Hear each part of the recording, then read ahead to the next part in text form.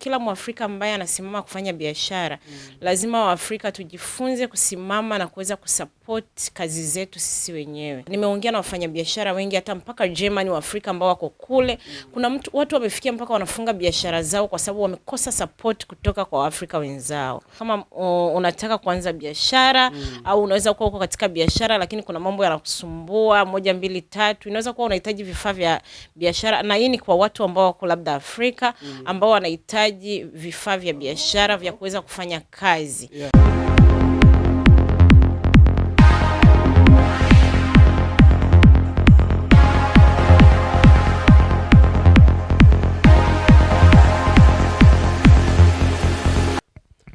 Hello guys, hii ni Diaspora TV. Mimi kama kawaida ni Eric Siuzike.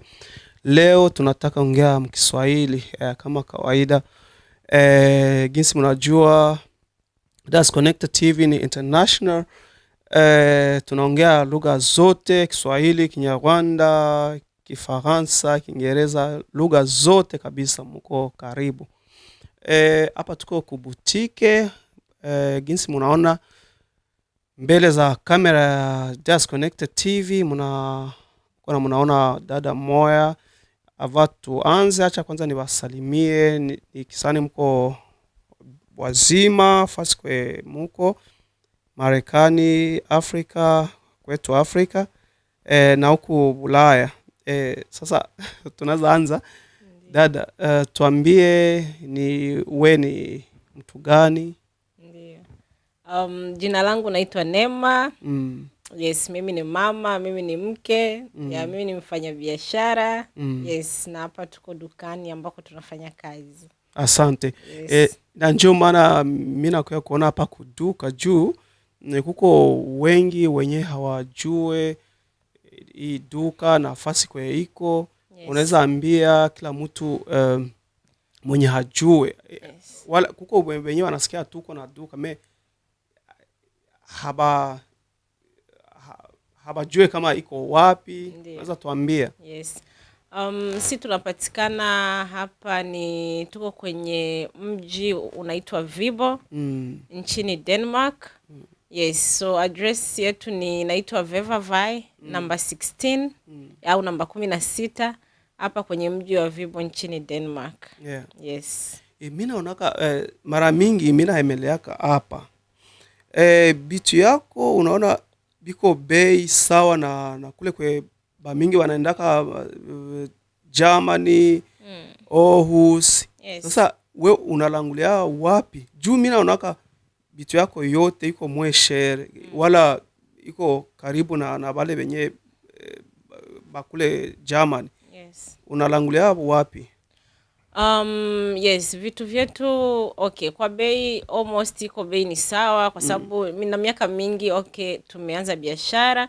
So naweza kuwa labda sijue kabisa bei za mahali kwingine wanauza vitu, lakini bei yetu tunajaribu sana kuweka bei ambayo tuweze kuhudumia community yetu ya Afrika.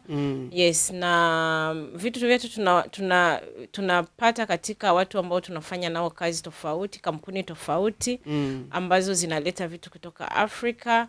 Na si wenyewe tunajaribu cooperate na hizo kampuni ili tuweze kupata vitu ambavyo vinafaa kwa community yetu ya Afrika. Yes. Yes. Sasa ukiona unapata wateja jinsi ulikuwa unawaza wala vitu haviendeke wala vinaendeka? Unaweza tuambia kidogo kwa hili? Yes. Kwa kupata wateja ndio tunapata wateja. Tunapata wateja wa Afrika, tunapata wateja pia na wazungu ambao labda wametembelea nchi za Afrika, ambao wanajua African product, yani vitu vya Afrika. So wateja ndio tunapata ndio wateja wa Afrika, kwa wale ambao wanaelewa niseme vitu ambavyo tunauza. Wanaelewa product ambazo tunauza na kuzithamini. Yes. Yeah. Yeah. Sasa kuko kitu kenye mimi napenda niulize. Unaona hapa mtown kuko watu wengi wenyewe wanachuruza bako na maduka. Yes. Tuseme wa Somalia, wa Arabu. Lakini unaona sisi wa kutoka Afrika wala tuseme East Africa. hatunani kuko wenye banajua kama uko na duka, lakini unaona mtu anatoka kunyumba anaenda kununulia vitu wala kuuzia vitu kumwarabu, na tena njoo yenye inawafanya watajiri juu hapo peke wanasaidiana, lakini ndio sisi unaona kuko wenye hawafanya hivyo. Unaweza sema nini kwa ile kitu? Yes, kwa miaka yote ni swali nzuri sana ambalo unauliza. Ni swali nzuri sana, na unajua katika kufanya biashara tumejifunza mambo mengi sana.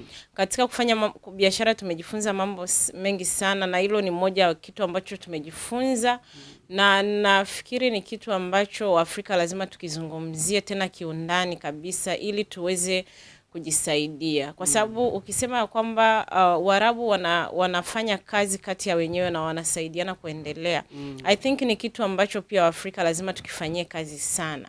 Kwa sababu na sio mimi tu, kwa sababu mimi nina duka, lakini pia kila Mwafrika ambaye anasimama kufanya biashara, lazima Waafrika tujifunze kusimama na kuweza kusupport kazi zetu sisi wenyewe ili tuweze kuendelea. Kwa sababu unajua mara nyingi sana huwa tuko diaspora, but tunapozungumzia Afrika atuongelei tu Afrika ambako tuko hapa, lakini kazi ambayo tunaifanya nje inasaidia pia kuendeleza bara letu la Afrika kama continent ya Afrika. So swali ambalo nauliza ni muhimu sana. Lazima Waafrika tujifunze kuweza kusupport kazi zetu, kwa sababu leo mimi naanza kazi, mwingine kesho ataanza kazi. Na unapoanza kazi kama Mwafrika, usitegemea kwamba Mwarabu au Muindia au nani atakuja kusupport. Hamna. Ambaye unahitaji na ambaye unatakiwa kujua kwamba atakusupport kazi yako ni Mwafrika mwenzako.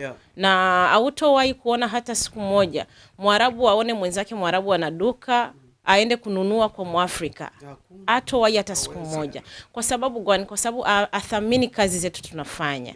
So lazima si Afrika tujifunze kuthaminiana ili tuweze kufika mbali. Ile ni kweli. Yes. Sasa niliuliza ile swali juu kuko kwenye nilisikia aseme Msomali wala Mwarabu anaweza toka hapa pembeni ya duka yako, anaenda kudi kilometre, anaenda uzia Mwarabu mwenzake, unasikia? Yes, kabisa. Juu basaidiane development ya kwabo. Ya, lakini sisi antuka ile kitu hatuna. Lakini napenda tena pia nizungumzie hilo kwa sababu nataka kuongelea jinsi sisi wa Afrika tunafikiri.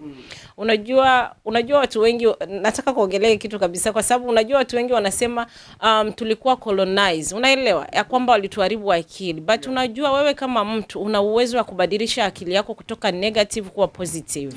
So wazungu hawakutu colonize tuendelee, ni miaka mingi imepita.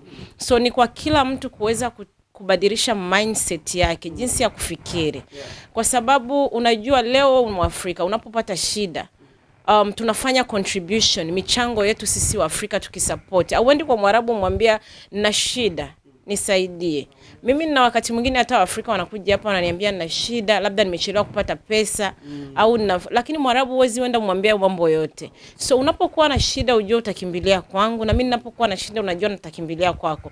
Na hicho kitu nikizani Waarabu wanakijua, wamekielewa ya kwamba mimi lazima ni support ndugu yangu because yeye tu ndo anaweza kunisaidia. Na yeye tu ndo tutasaidiana ili tuweze kusupport mali tulitoka. So ni kitu ambacho Afrika wanahitaji kujifunza ya kwamba lazima tusimame tuweze kusaidiana. Yes. Mimi niko mmoja mwenye alikuwa anaenda Germany kuemelea kule. Ndio. Lakini wakati niliona unafungua duka, niliona vile vyote vyenye nilikuwa naemelea kule Germany uko navyo, na tena bei iko moya wala wewe hata nje uko mweshe. Na tena kuko wengine wangali wanaenda kule. Unaweza waambia nini? Mimi niko na ushuhuda. Mimi nawaambia vile jinsi bei iko sawa. Sasa unaweza waambia nini wale wenyewe wangali wanalunguza mafuta, gari, wanaenda Germany na huko na kila kitu hapa?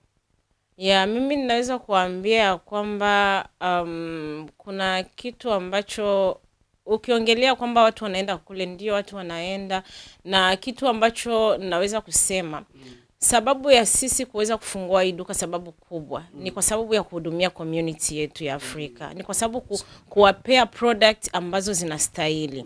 Kwa sababu nimepata complaint nyingi hapa. Kuna watu ambao walikuwa wanaenda Aarhus kununua chakula, wanaenda mahali, unakuta mtu anakuja na kuambia tumenunua kitu kisha expire, kitu kimeharibika.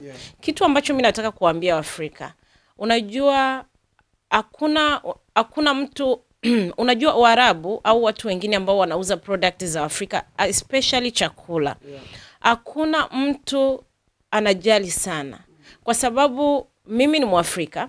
Ninapouza product za Afrika ni kitu ambacho ninatumia mwenyewe. Siwezi kukuuzia kitu ambacho kimeharibika. Siwezi kukununulia kitu kibaya. So na sababu kubwa ya sisi kuanza kuduka ni kwa sababu tuweze kuprovide vitu ambavyo vinafaa kwa Afrika. Inaweza kuwa natoa mfano, kuna mtu ambaye alikuwa anaenda kununua kwa mfano lenga. Aarhus. Anasema nimenunua lenga lakini nimekuja kupika nasikia zina taradha. Unajua mimi ninaponunua kitu, ninajaribu kila kitu ambacho naleta dukani, na kila nijue kikoje. Kwa sababu mtu unapokuja kuniuliza, nakwambia hiki kiko hivi au kiko hivi. Na pia kama ni product mbaya nimejaribu, siwezi kuileta tena. Lakini yule Mwarabu anaye kununulia chakula, unaenda kununua chakula, atumii vitu unavyouza. Yeye havili. So ana uwezo gani wa kujua kwamba kitu anakuuzia ni kitu kibaya au kitu kizuri? So hiyo ni mfano mkubwa natoa. So wenyewe ni wauzaji lakini sio watumiaji. So hawezi kujua kitu anachokuuzia wewe kiko namna gani. So ni kitu ambacho pia lazima wafikiri. Lakini pia kwa wale ambao wanaenda Germany, wanaenda Aarhus kununua chakula, unajua kila mtu ana choice yake ya kufanya kitu anachotaka. Lakini kitu ambacho tuko hapa kuweza kuambia watu, lazima tufunguke kama Waafrika, tujue thamani, tuweze kuthaminiana. Yes, hicho ndio kitu nitawaambia. Yes, na kitu kingine unajua, na sio tu mimi nakiongelea, nimeongea na wafanyabiashara wengi hata mpaka Germany wa Afrika ambao wako kule. Kuna watu wamefikia mpaka wanafunga biashara zao kwa sababu wamekosa support kutoka kwa Afrika wenzao. So unakuta ni kitu ambacho kinatia huzuni sana. Na kitu kingine unakuta mtu anakuambia eti mtu anakusikilia wivu. Unasikiliaje wivu Mwafrika mwenzako? Na kwa nini unasema eti siwezi kwa nini uende kutajirisha mtu mwingine, ushindwe kutajirisha mtu mwenzako ambaye unamjua na ambaye kisha anaweza kukusaidia na ambaye mnasaidiana, mkienda vilioni mnakutana kwenye vilio, mnaenda kwenye sherehe mnakutana kwenye sherehe. So imagine kiwango cha roho au kiwango cha akili yetu jinsi inafikiri. I think lazima tujirudilie na tafute kufikiri vizuri. Yes. So ile inanigusa kuroho. Inanigusa kuroho. Yes. Kuko ingine yenye nilipenda nikuulize. Mimi naonaka una post vitu ku Facebook, una post ku YouTube, na uko na YouTube channel kwanza. Yes, tuna YouTube channel ambayo bado mpya kabisa. Sisi bado wapya kabisa. YouTube channel yetu inaitwa Imarisha Jamii. Yes, na Imarisha Jamii kama wengi ambao wanajua, kazi yetu au duka inaitwa NL hakuna matata. So kwa muda mrefu sana, lakini mtu unaweza kujiuliza, kwa nini inaitwa Imarisha Jamii, kwa nini sio hakuna matata? Yes, Imarisha Jamii, tumeanza kipindi cha Imarisha Jamii kwa sababu tumeona kuna shida kubwa katika jamii zetu za Afrika. Na kama haya masuala tunayoongelea ni shida kubwa ambazo tunazo na tunahitaji kuwa nazizungumzia. So tunapoongelea Imarisha Jamii ni kwa sababu ya kujaribu kujadiliana mambo tofauti ili iweze kusaidia kubadilisha akili za watu. Yes, so ndo sababu kubwa inaitwa hivyo. Yes. Mimi naifuataka sana. Mimi naona unatia vitu unaita biashara. Tena uko naita watu kuhusu biashara. Ni aje mtu anaweza anza biashara. Yes. Ile kitu nikianza duka, ninaanza kuya kwako kisha unani support kusaidia. Yes, kwa sababu tunaita okay, then Facebook yetu tunaitwa Imarisha Jamii, lakini pia inasema kuhusu business and community. So inasema biashara na jamii. So tunaongelea mambo ya biashara, tunatoa msaada wa biashara kama unataka kuanza biashara au unaweza kuwa uko katika biashara lakini kuna mambo yanakusumbua 1 2 3, inaweza kuwa unahitaji vifaa vya biashara, na hii ni kwa watu ambao wako labda Afrika ambao wanahitaji vifaa vya biashara vya kuweza kufanya kazi. Kwa sababu Afrika inahitaji new technology, inahitaji niseme maendeleo katika matumizi ya vitu ambavyo vitasaidia Afrika kuendelea. So ndo maana tunataka kusaidia watu kufikia watu wote katika njia tofauti. So unaweza kuwa unahitaji ushauri wa biashara, yes, tunaweza kusaidia pia. Okay. Yes. Yani juu unaongea ni kuhusu banaishi Afrika. Iliwaza na watu wa huku. Yes. Watu wa hapa zaidi ni ushauri wa biashara. Yes, unaweza kuwa uko hapa unahitaji kupata ushauri wa biashara, labda unataka kuanza biashara au hujui ufanyaje, au hujui labda uende kuuliza wapi, kuna mambo yanakusumbua. Yes, so mimi niliwaza wakati nilisikia ile programme, yes, ile yenye ulitia hapo naongelea kusaidia watu kuhusu biashara. Ndio Nikiwaza kitu kikubwa aseme ni unaweza onesha watu jinsi ulianzaka venye unafanyaka. Sasa nao bakianza wale baklia wale wateja wabako ndio haogope kama wanaweza enda kwa ule mtu mwenye ulisaidia. Kusema jinsi kwa mtu ambaye nilisaidia. Kwa sababu unasaidia mtu, yes, kisha naye unamsaidia jinsi wanafanya biashara kila kitu. Kisha anafanya duka kama hii. Kisha wale wateja wako wanaenda kwake. Hawezi kuletea uzuni. Lakini sidhani kama ni shida. Sidhani kama ni shida kwamba leo nikisikia Mwafrika mwingine amefungua duka la chakula, mimi kwangu nitafurahi sana. Kwa sababu Waafrika ni wachache sana ambao wana maduka hapa. Na tukiona wa Somalia wana duka, wa India wana maduka. So mimi sioni kama ni shida yoyote ya kusema leo nikisikia Mwafrika ameanza duka.